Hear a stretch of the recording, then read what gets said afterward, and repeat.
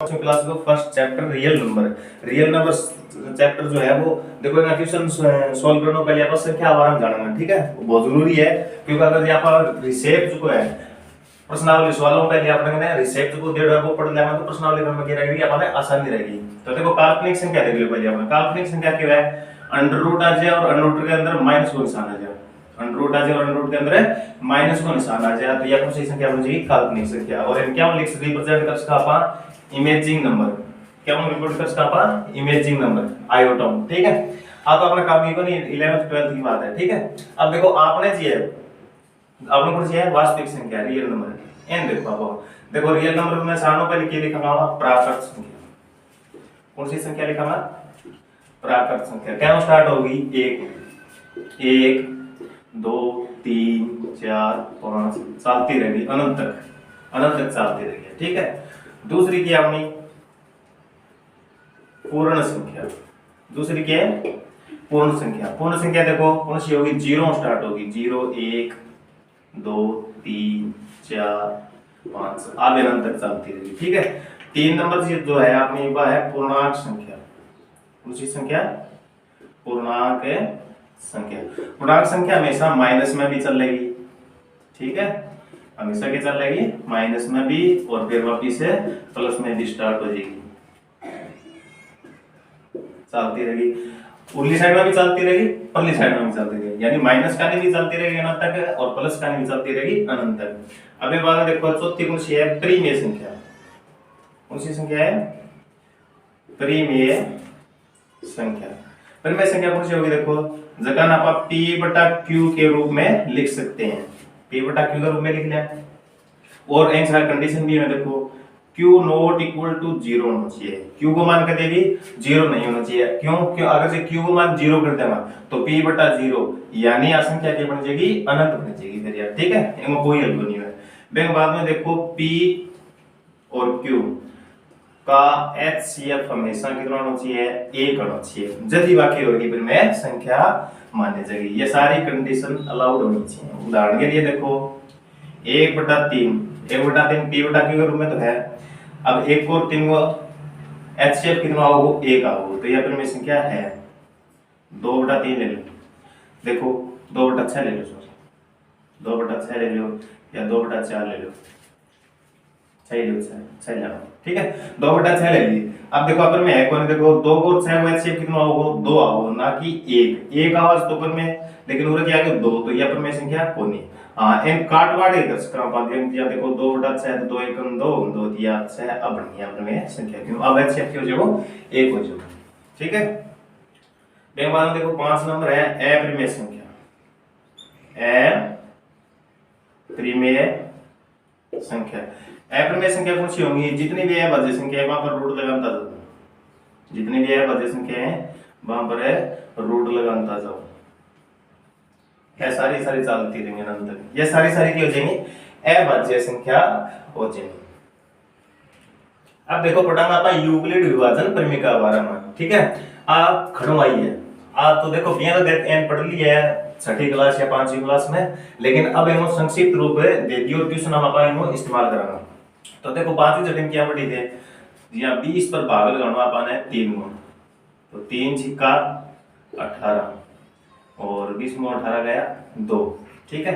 तो कितना बच गया क्या लिखा मिश्रित भिन्न रूप में लिखांगा 6 सही 2/3, ठीक है ये आप।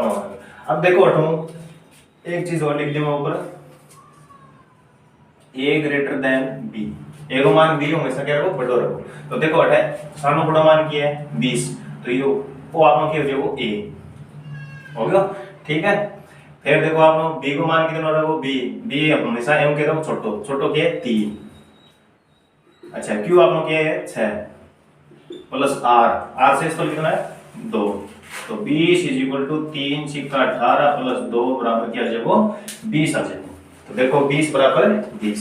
अब देखो यह चीज पढ़ गया होते छठी क्लास में इनको संक्षिप्त रूप दे दियो है और अब इन्हें काम में लेंगे अपन भिन्न तरीका, ठीक है। तो यह है अपने यूक्लिड विभाजन है परिमेय का। अब अपन सीखना यूक्लिड विभाजन परिमेय का HCF ज्ञात करना, क्या ज्ञात करना HCF ज्ञात करना, क्या सीखना देखो 135 और 225 है बेटा। ठीक है, दो संख्या हम अपन एच शेप निकालना है यूक्लिड विभाजन परिमेय। तो क्या निकाला, देखो सामने पर तो आ कंडीशन अप्लाई करो, a ग्रेटर देन b। तो देखो b के है छोटो, a है बड़ो, बड़ी संख्या कौन सी है 225, तो यो ले लेंगे आप पहले। ठीक है, सवाल स्टार्ट करने पहले देखो चरण नंबर 1। ठीक है, 225 इज इक्वल टू 135 मैं पहली साइड में लिख दिया। अब 225 पर 135 को भाग लगाना था ना, क्या बार जाओ 135 पर दो बार जाओ, देखो क्या होगा 2 5 10 2 3 4 1 7 2 1 कम है 2 ज्यादा हो जाएगा। ठीक है, तो क्या बार जाओ एक बार जाओ, एक बार जाओ तो देखो 225 में कितना घटा होगा 135, कितना बच गया 505 गया 0 और 12 हो गया 3 0 90 बच गया। शेष पर कितना बच गया 90 बच गया। अब देखो क्या करेंगे अपन 135 ना आगे लेना अपन 135 ने के लिए आऊंगा आगे ले आऊंगा थान चरण लिखना है निशान को लगाना है, तो मैं समझाना खतर लगाना है 135 ना आगे लियो और 90 भी के लिए आऊंगा आगे ले आऊंगा। ठीक है, अब देखो वापिस 135 पर 90 भाग लगाओ 90 भाग लगाओ 90 दूनी 180 ज्यादा हो जाएगा, तो कै बार जाओ एक बार जाओ, एक बार जाओ तो 135 में कितना घटा लेगा 90 घटा लेगा, 135 में 90 घटाओ कितना बच गया 5 13 में हो गया 4 45 शेषफल बच गया, कितना बच गया 45 है शेषफल। अब वापिस वही प्रक्रिया 90 ना करियो। ठीक है, इनो 45 ना करियो।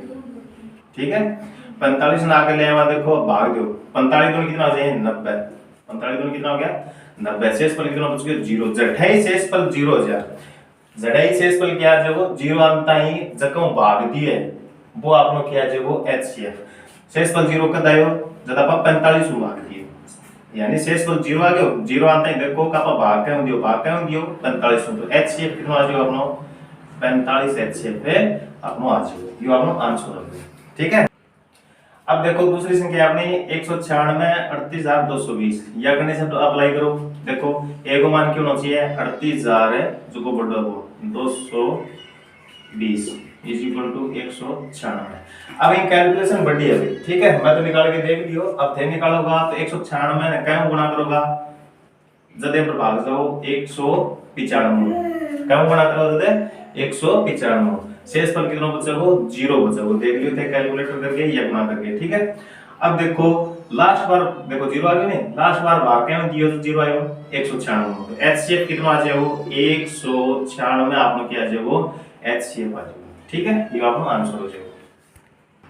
अब देखो 867 और 255 को अपन एचसीएफ ज्ञात करना है। ठीक है, तो क्या करना है देखो a ग्रेटर देन b और तो ऑलरेडी अपन दे रखे हैं 867 पहली एली साइड में 255। अब देखो 867 पर कै बार भाग जाना कै बार जाना चाहिए, देखो 2 5 10 पहले दोनों स्टार्ट करना 2 5 10 0 2 5 10 से लेकर 11 असल लागी 1 2 2 4 लेकर 5 कम रहेगा, 4 नु देना तो ज्यादा हो जाओ क्योंकि 4 5 20 4 2 8 2 10 1000 पर चले जाओ, तो कै नु देना 3 नु देना, कितना देना 3।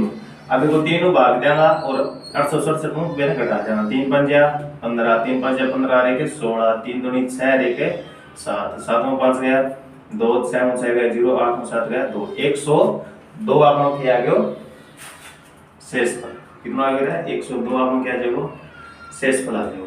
दोबारा से चेक कर लो है गड़बड़ ना हो जाए 3 5 15 3 5 15 1 16 3 2 6 1 7 7 में 5 गया 2 0 102। ठीक है, अब देखो दूसरे चरण में चरण नंबर 2, दूसरे चरण में देखो 255 आगे लिया हुआ। ठीक है, और 102 ने भी आगे लिया हुआ।